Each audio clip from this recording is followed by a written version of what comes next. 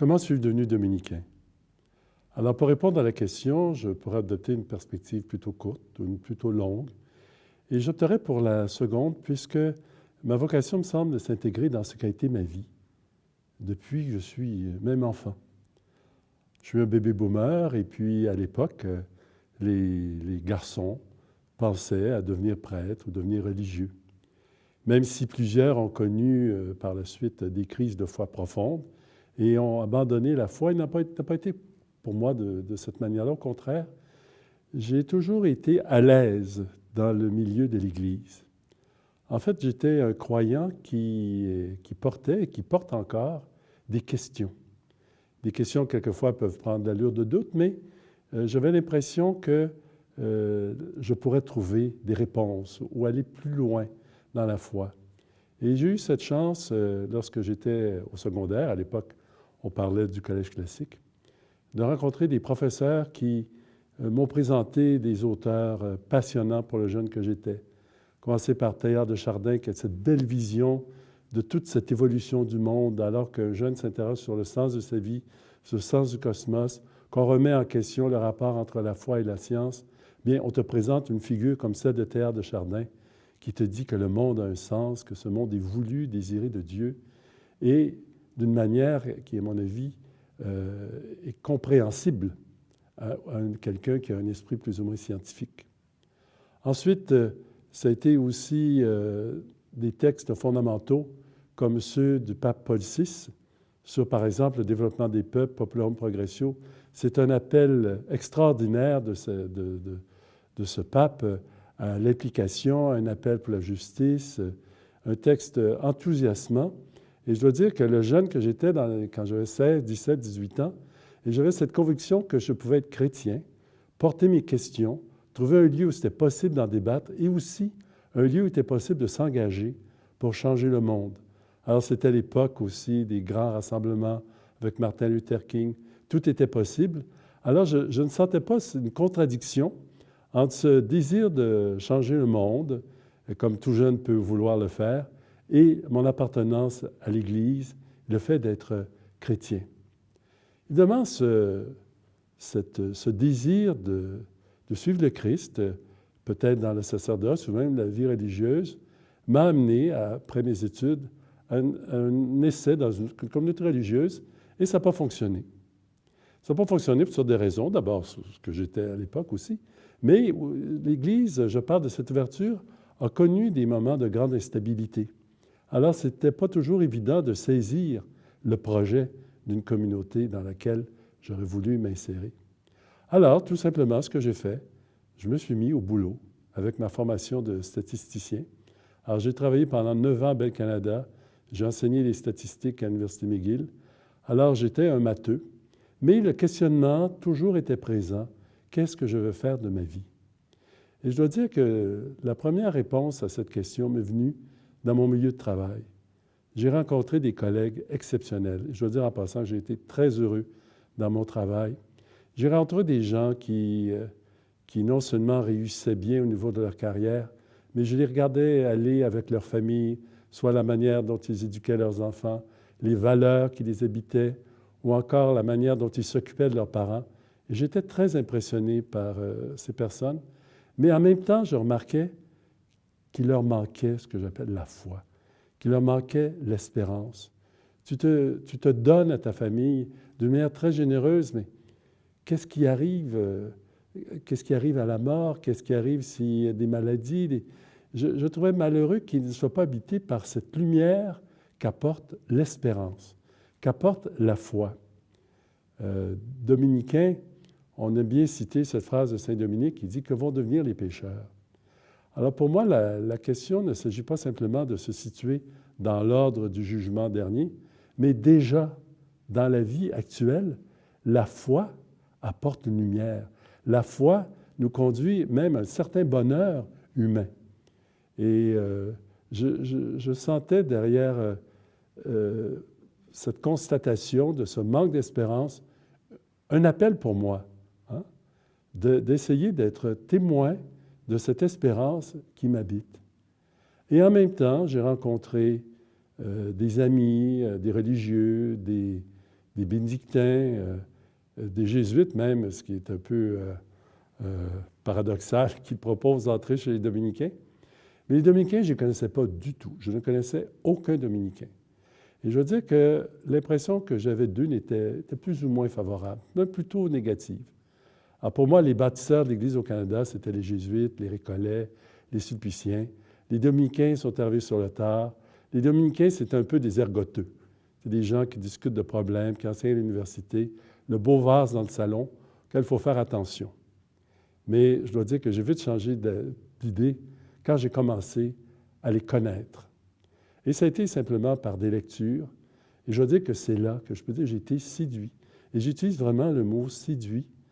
Quand j'ai lu une brochure assez développée quand même sur le but de l'ordre, le but de l'ordre, justement, c'est de proclamer cette bonne nouvelle, cette parole de Dieu qui est source de vie, source d'espérance, qui amène au bonheur véritable. Évidemment, d'autres communautés partagent cet objectif, mais ce qui m'a vraiment intéressé, c'est la manière dont cet objectif est vécu dans l'ordre. Dans l'ordre, le cœur de l'ordre, c'est la parole de Dieu. La parole de Dieu que l'on accueille dans la prière personnelle, la méditation, la contemplation, mais aussi la prière que l'on célèbre, cette parole de Dieu que nous célébrons quotidiennement, plusieurs fois par jour, dans ce que nous appelons l'office choral, ensemble. La parole aussi que l'on étudie. Vous savez, ce jeune qui est toujours porteur de questions a trouvé un milieu, justement, où c'est normal de s'interroger. La foi est tellement grande. Dieu est tellement un grand mystère qu'il est normal et même sain d'avoir des questions. Alors, accueillir Dieu dans son esprit en pouvant poser des questions et aussi accueillir la parole de Dieu entre frères. Parce que c'est quelque chose aussi qui m'a beaucoup frappé, c'est la vie fraternelle, le style de gouvernement. Je disais que j'ai travaillé pendant 9 ans à Bell Canada. Alors, c'était un style de leadership plutôt, comment dirais-je, je dirais pas autoritaire, mais un peu militaire. C'est très hiérarchisé, très à la verticale.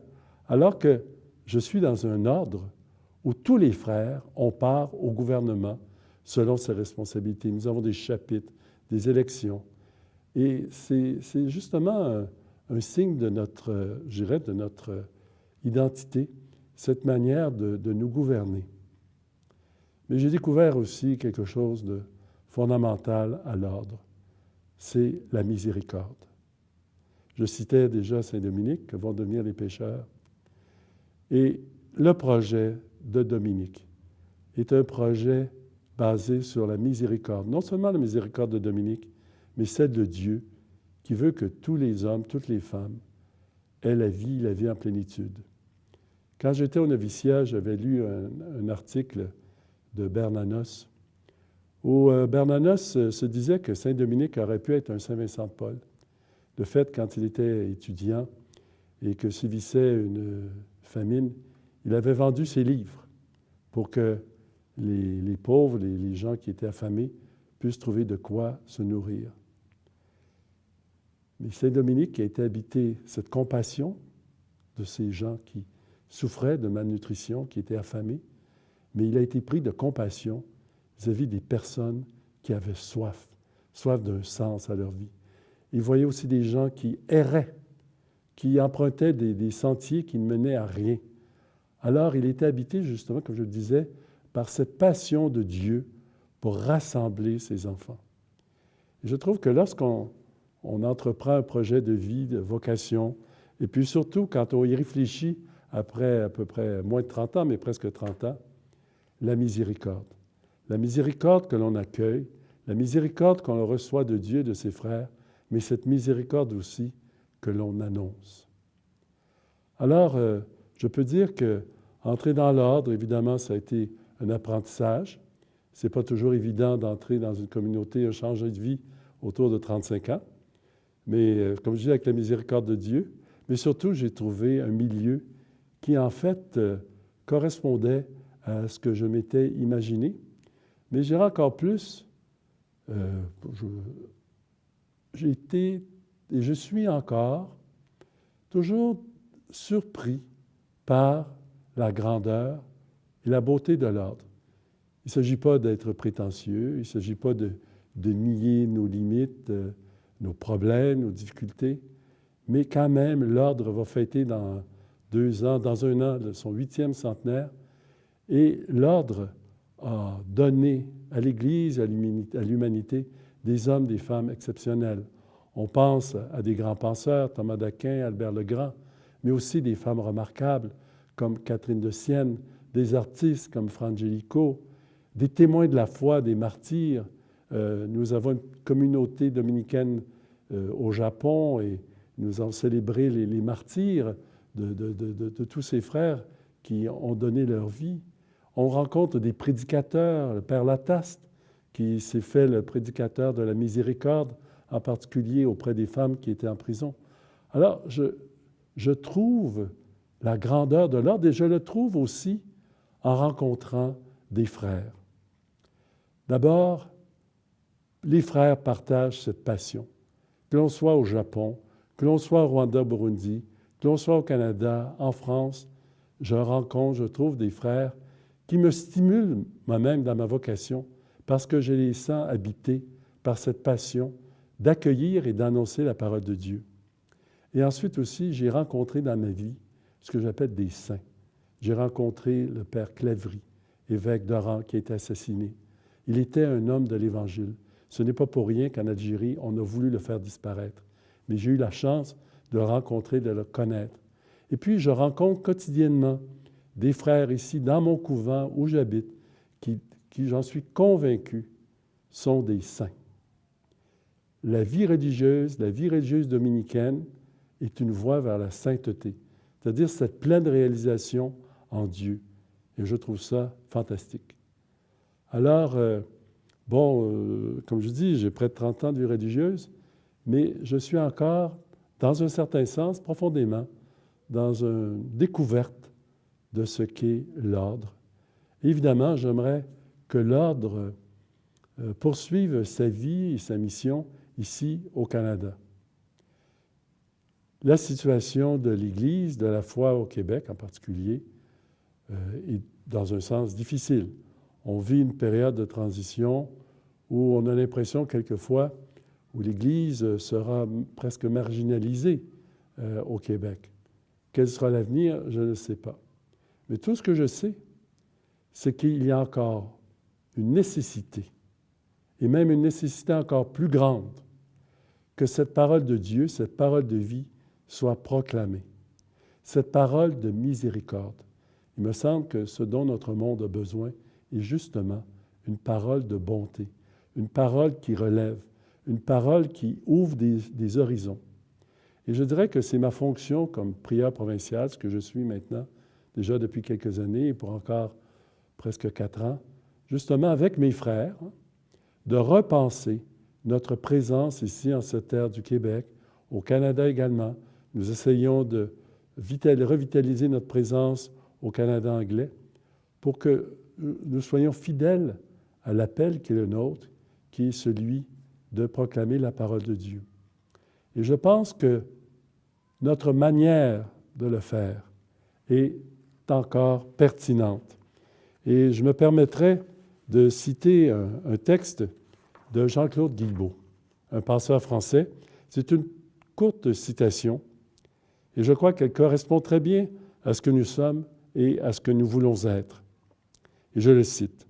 « Nous espérons une conviction stable comme un rempart et en même temps une propension au dialogue, à l'écoute, à l'autocritique. Nous voulons tout à la fois le mur qui protège et la brèche qui respire. Rien n'est plus difficile que de conjoindre les deux. Trop de clôture conduit au fanatisme, mais trop d'ouverture ramollit la conviction, voire la dissipe comme une nuée. » Fin de la citation. Nous voyons dans notre monde justement tant de fondamentalisme. Bon, on parle beaucoup de l'islam, mais aussi même à l'intérieur du christianisme, les mouvements créationnistes par exemple. Mais en même temps, il ne s'agit pas de dissoudre notre foi, mais au contraire, je parlais au début de cette foi questionnante, de cette foi qui n'a pas peur, de cette foi qui n'a pas peur d'entrer en dialogue avec tous les hommes, toutes les femmes qui cherchent. Parce qu'encore une fois, le mystère de Dieu est grand, mais c'est le seul qui est vraiment capable de combler fondamentalement l'être humain que nous sommes.